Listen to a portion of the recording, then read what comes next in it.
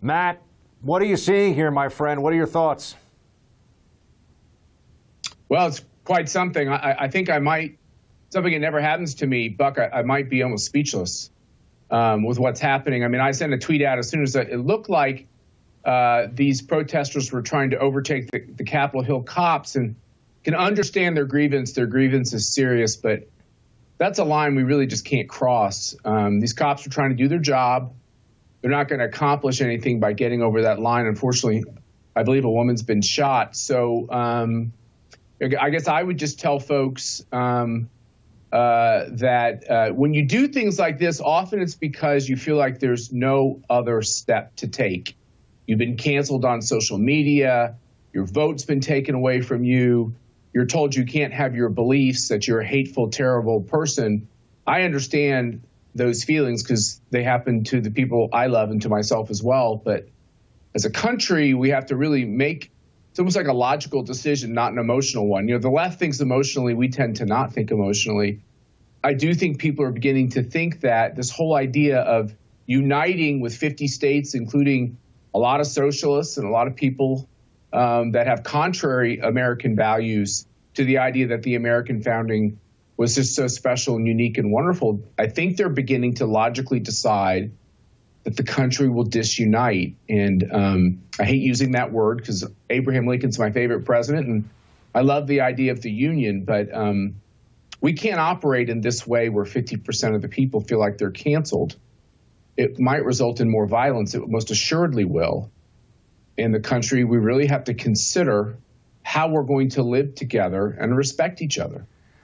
Matt, I agree with you about all the feelings that people have out there right now. It's understandable why there's a sense of growing despair. You mentioned the cancel culture in the sense that the widespread belief that there was a mass cancellation of votes that happened in this election because of allegations of fraud that are out there. I know you were actually investigating some of those allegations yourself. I also think it's important that we on the right make it very clear that if we don't have principles, we don't have conservatism. And if we aren't willing to draw lines such as the one you drew about police and them doing their jobs, there are rules. These are police officers. Some of them are probably even ideologically sympathizers of those who believe their votes were canceled out or those who feel like there's a problem in America. But they have a job to do. They're upholding the law. Attacking cops, destroying private or in this case public property, and breaking laws in this way, I think we have to draw a bright red line on this. This is not who we are. This is not what we do. I agree with you. I agree with you. I think that I think we have to get through this moment, and this moment has got to be a return to no more chaos, law and order. The National Guard's been called in. The president's been tweeting for everybody to desist. I think everybody who is someone this crowd might listen to has done the same thing. Once again, I'm probably thinking more philosophically than the moment requires. I'm trying to think of where we go from here. But at this moment, this just needs to stop. It's not going to accomplish anything. And President, at the same time, can I just jump in, Matt, with the president's tweet? Yeah. You mentioned this. He tweeted out just in the last hour, I'm asking for everyone at the U.S. Capitol to remain peaceful, no violence. Remember, we are the party of law and order. Respect law and our great men and women in blue. Go ahead, Matt. But you also have to, the balance here in America that we've always successfully struck, although there has been violent protests throughout our history, but the balance, when we strike it, that is appropriate, is to allow people to protest and express their views and not allow them, as you said, Buck, to cross these lines where people can get hurt. And that's what's going to happen when you run at cops who have a job to do. Eventually, a gun gets pulled from a holster because they're trying to keep the peace. And then blood flows, and that's a terrible tragedy. You never get it back. You never get it back. And look, we're a country. I used to work on Capitol Hill. I worked at the White House. I have seen every kind of protest imaginable from all kinds of interesting people in society. It's a really important part of our American discourse, but there's got to be boundaries to it. And this is over the line. This will be counterproductive, and won't help anybody's cause But what I fear is that there's a feeling of almost desperation. And I'd like to think that we are steps away from that belief that there's a desperate feeling in this country. I really do believe that what happened on Election Day and what's been happening on social media and what's been happening to conservatives and people who love America and the Constitution, I really think that they're victims of a great travesty on behalf of most people in the national media and social media companies. Their voices being shut down. There's a consequence to that, but those people need to understand that within this American system we have, it's not this brittle. Yes, you can lose. Yes, you can be a victim of what I think are criminal activity in the shutting down of people's ability to have political speech and religious faith. But our system can take a lot, and we can improve things. And that's where my head is stuck. I mean, I turned on the TV probably like you did, Buck. I didn't know what was going to happen today. I never thought this would happen, but I have thought that this could happen at some point in the future. I mean, I have to be honest about that. I mean, we're getting to the point where there's just not a respect for people that have different ideas and different views, and mostly a disrespect for people that have conservative views of faith, views of the Constitution in America. And you know that firsthand, Matt. I know, and also you know your wife Mercedes, as vocal Trump supporters in the public eye. What anyone who supports Trump, I mean, obviously you get more of this than most folks. Anyone who supports Trump over the last 4 years has been through is to see this really dark side of humanity, where there is a viciousness. There's a complete breakdown in civility. It is Sarah Huckabee Sanders who was being chased out of restaurants. It is Trump administration officials who were being spit on and having people show up at their homes and terrorize them through the night. That is all reprehensible. It's horrific, and it's something that obviously has led to this current moment where there are these feelings of desperation. At the same time, it just feels like, and you mentioned this, not only are they crossing these lines, not only is this wrong from a legal and moral perspective, it's also a blunder. This is also a bad idea from the perspective of people who want to see their votes count, who want transparency, who want accountability for Russiagate, for the stolen election, for all of these things. This is going to be used in ways that I think it's even hard for us to understand right now, to suppress and to control and to shut down the right for months, if not years to come. And that's a big concern that I have, on top of the questions and concerns here about just making sure everyone's safe and that this all shuts down.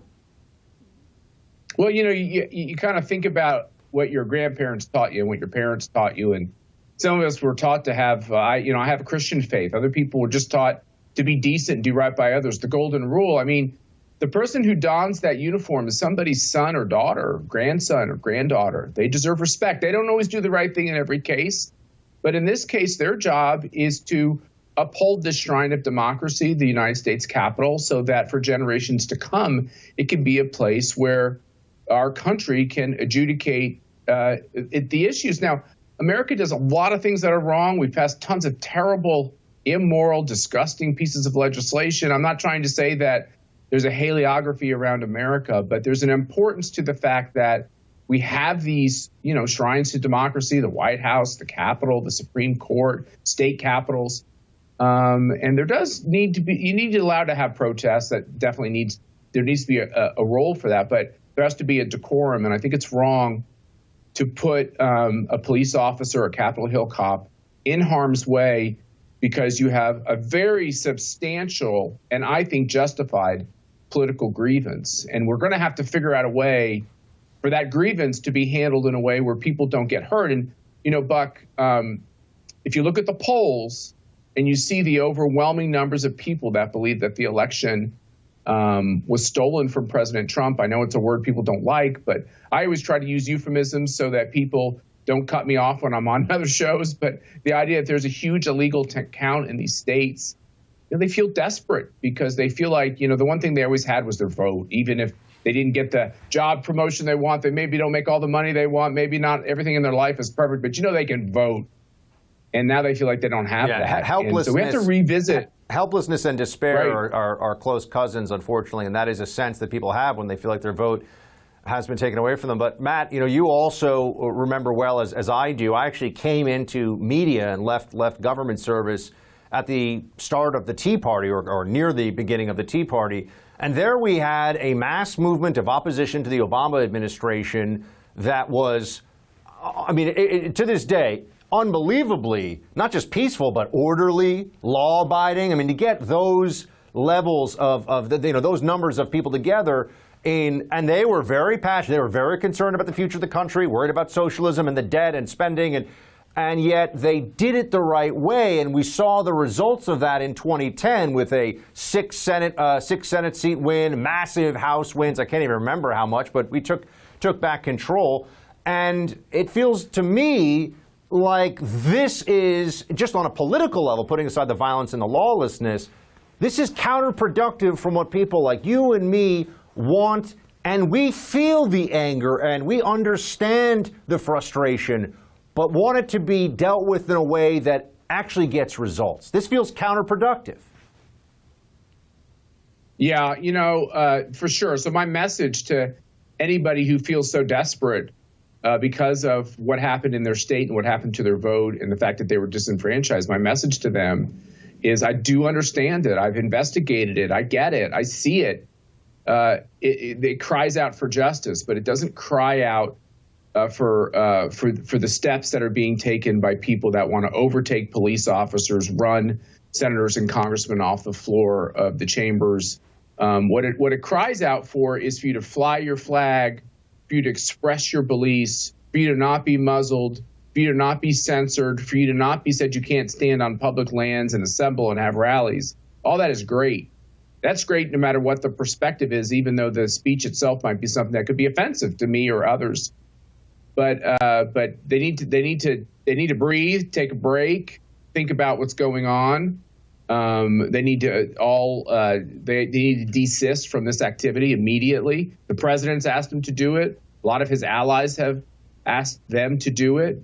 And unfortunately, we're just at a very bad place in our politics and in our history. But I have to also say that it's for everybody of all political persuasions. Stop muzzling people.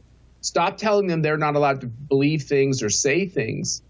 Because if you do that long enough, it can come out in dastardly and violent ways. And that's why the First Amendment's so important. And that's why our founders got it. You want to allow as much speech as possible because it tends to settle people if they feel like they have a voice. When you take your voice away, really kind of dark things can come out. And I think it's one of these moments where I worry about where we are as a country. Do you think the president has been clear enough, forceful enough in his denunciation of this? And what would you like to see? Should do more. President Trump. What should President Trump do going forward?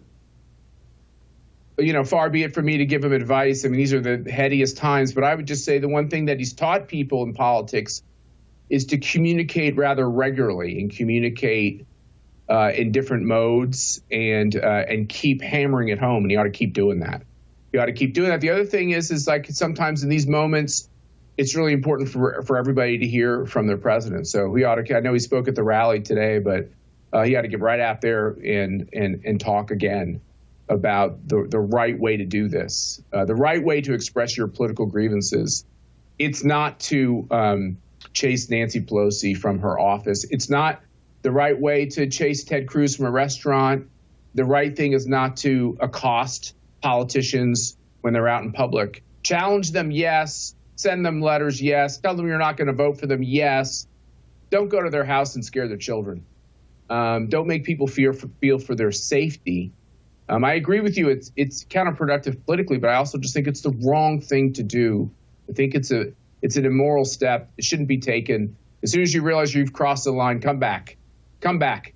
We got to have to figure out as a country how we're all going to work and live with each other. Else we're going to be we're going to turn into like the European Union of like 11 different countries. Maybe that's inevitable in our future, but I don't want to go there yet. I don't either. Matt Schlapp, thanks for joining us, giving your perspective, chairman of the American Conservative Union. Appreciate it.